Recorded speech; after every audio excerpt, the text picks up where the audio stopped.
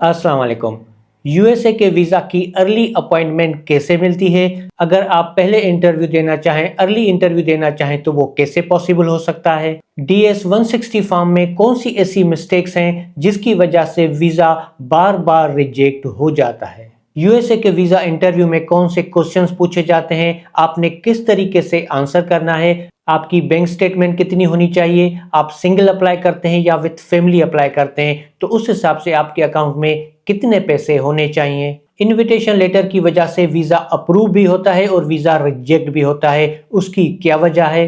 USA के B1 B2 visa के लिए आपको एग्जैक्टली कौन से डॉक्यूमेंट्स लेके जाने होंगे जब आप इंटरव्यू के लिए जाएंगे? ये जितने भी डॉक्यूमेंट्स आप वहां पे लेके जाते हैं, इनमें से कौन से ऐसे डॉक्यूमेंट्स हैं जो ज़्यादा अहमियत रखते हैं? और ये कितना आसान हो सकता है आपके लिए यूएसए का B1 B2 वीज़ा हासिल करना? ये तमाम चीज़ें मैं आपको स्टार्ट से लेके एंड तक स्टेप बाय स्टेप एक्सप्लेन करूंगा, जिसके बाद यूएसए का वीज़ा अर्ली अपॉइंटमेंट लेके आप इस वीज़ा के लिए अप्लाई कर सकेंगे।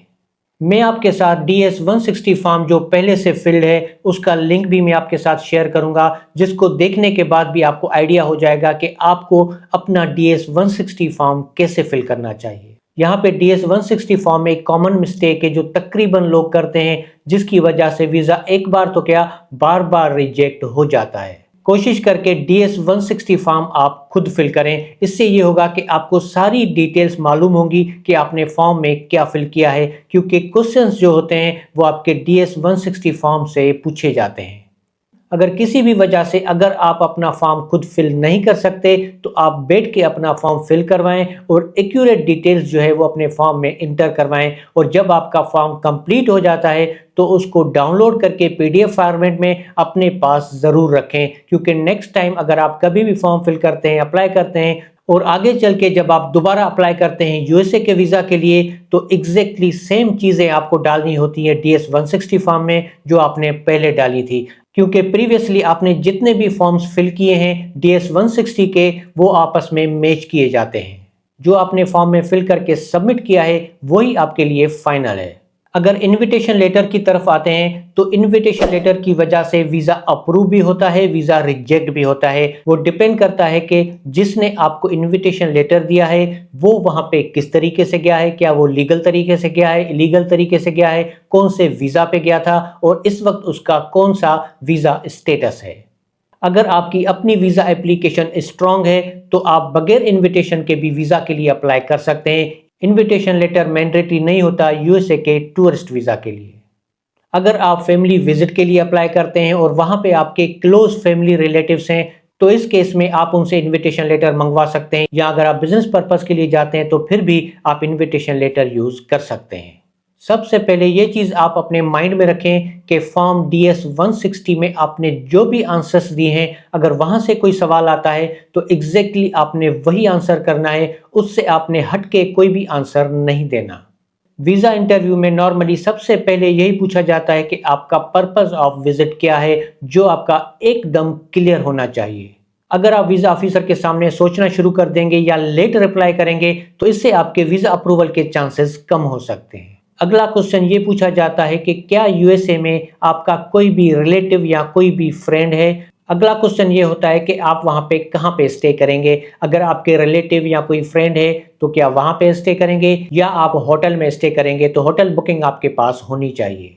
अगला क्वेश्चन ये पूछा जाता है कि आपका ड्यूरेशन ऑफ स्टे कितना है, यानी कि टोटल कितने दिन आप स्पेंड करेंगे और कौन से स्टेट्स आप विजिट करेंगे। ये सारी चीज़ें आपने फॉर्म में पहले फिल की हुई होती हैं, मगर फिर भी आपसे ये सारी चीज़ें पूछी जाती हैं आपका कॉन्फिडेंस देखने के लिए और ये देखने के लिए कि फॉर्म में आपने जो डिटेल्स दी हैं आप उससे रिलेटेड जवाब देते हैं या उससे हट के जवाब देते हैं। आपसे आपकी ट्रेवल हिस्ट्री के बारे में पूछा जाएगा कि पहले कौन से कंट्रीज आप विजिट कर चुके हैं। जितने भी कंट्रीज आप पहले विजिट कर चुके हैं वो आपको वहां पे बताने होंगे। कुछ लोग सऊदी अरबिया और ईरान विजिट करते हैं मगर वहां पे मेंशन नहीं करते। आपने वीज़ा इंटरव्यू में सारी एक्यूरेट इन्फॉर्मेशन देनी है। अगला क्वेश्चन आपसे ये हो सकता है कि जितने दिन आप वहां पे स्टे करेंगे, जितने भी आपके एक्सपेंसेस होंगे वो एक्सपेंसेस कौन पे करेगा। वो आप पे करेंगे, आपके पेरेंट्स करेंगे या आपकी कंपनी या कोई थर्ड पार्टी पे करेगी। तो जो भी एग्जैक्ट डिटेल्स हैं टू द पॉइंट आपने शेयर करनी है। नॉर्मली ये क्वेश्चंस पूछे जाते हैं, इन क्वेश्चंस में उनको आइडिया हो जाता है कि इस बंदे को वीज़ा देना है या नहीं देना। मगर ये डिपेंड करता है वीज़ा ऑफिसर पे कि वो ज़्यादा क्वेश्चंस भी पूछ सकता है, मगर DS 160 फॉर्म आपने अच्छे तरीके से पहले स्टडी कर लेना है। अगर हम अपॉइंटमेंट की बात करें तो अर्ली अपॉइंटमेंट आप कैसे ले सकते हैं। मिसाल के तौर पे अगले 6 महीने, 8 महीने या 1 साल तक कोई भी अपॉइंटमेंट अवेलेबल नहीं है, तो अगर आप अर्ली इंटरव्यू देना चाहें तो वो किस तरीके से पॉसिबल हो सकता है। यूएसए की अर्ली अपॉइंटमेंट के 3 तरीकेकार हैं। पहली चीज़ कि जब आप ऑनलाइन फॉर्म फिल कर लेते हैं तो उसके बाद आप फीस पे करते हैं और आपको एक अपॉइंटमेंट दी जाती है। ये एक नॉर्मल डेट की अपॉइंटमेंट होती है जो 6 महीने, 8 महीने या 1 साल या 1.5 साल के बाद की भी हो सकती है। अर्ली अपॉइंटमेंट लेने के 3 तरीकेकार हैं, जिसका पहला तरीका यह है कि जब आपको एक अपॉइंटमेंट मिल जाती है तो उसके बाद आजकल एम्बेसी जो है वो ऑटो रीशेड्यूल करती है आपकी अपॉइंटमेंट। हो सकता है वो 1 महीना, 2 महीना या 3 महीने पहले की डेट आपको अनाउंस कर दे। एक ये तरीका हो गया। दूसरा तरीकेकार ये है कि एक नॉर्मल डेट की अपॉइंटमेंट मिलने के बाद आप एम्बेसी को रिक्वेस्ट कर सकते हैं। आप ऑनलाइन फॉर्म फिल करके उनको बता सकते हैं आपका जो जेन्युइन रीज़न है, उस रीज़न की वजह से आपको अर्ली अपॉइंटमेंट मिल जाए। ये अपॉइंटमेंट आपको 1 हफ्ते या 1 महीने के अंदर की भी मिल सकती है, मगर इसमें कैटेगरीज होती हैं। मगर इसके लिए आपको एक जेन्युइन रीज़न बताना होगा। उसका रीज़न मेडिकल पर्पस भी हो सकता है, या वहाँ पे अगर कोई खुदा न खास्ता किसी की डेथ हो जाती है और वहाँ पे आप जाना चाहते हैं तो ये भी रीज़न हो सकता है। मगर जो सीरियस रीज़न होगा, जो जेन्युइन रीज़न होगा, उस रीज़न में आपकी अपॉइंटमेंट रीशेड्यूल करके 1 हफ्ते के अंदर या कुछ दिनों के अंदर भी मिल जाती है। अगर आपको वहाँ पे फैमिली या बिजनेस का कोई इवेंट अटेंड करना है तो वो इस कैटेगरी में फॉल नहीं करेगा। तीसरा तरीकेकार ये है कि अगर पाकिस्तान में अपॉइंटमेंट्स अवेलेबल नहीं है तो आप किसी दूसरे कंट्री टूरिस्ट वीज़ा पे जाके वहाँ पे भी इंटरव्यू दे सकते हैं। फिर DS 160 फॉर्म आपने उस हिसाब से फिल करना होगा, जैसे कि UAE हो गया, कतर हो गया, या कोई दूसरा गल्फ कंट्री भी हो सकता है। नॉर्मली ऐसा होता है कि आप जिस कंट्री के रेजिडेंट हैं, अगर आप UAE में रहते हैं या कतर में रहते हैं या किसी दूसरे कंट्री में रहते हैं तो वहाँ पे वीज़ा के लिए अप्लाई किया जा सकता है, मगर टूरिस्ट वीज़ा पे अप्लाई नहीं किया जा सकता। मगर USA वीज़ा के लिए आप वहाँ पे जाके अप्लाई कर सकते हैं।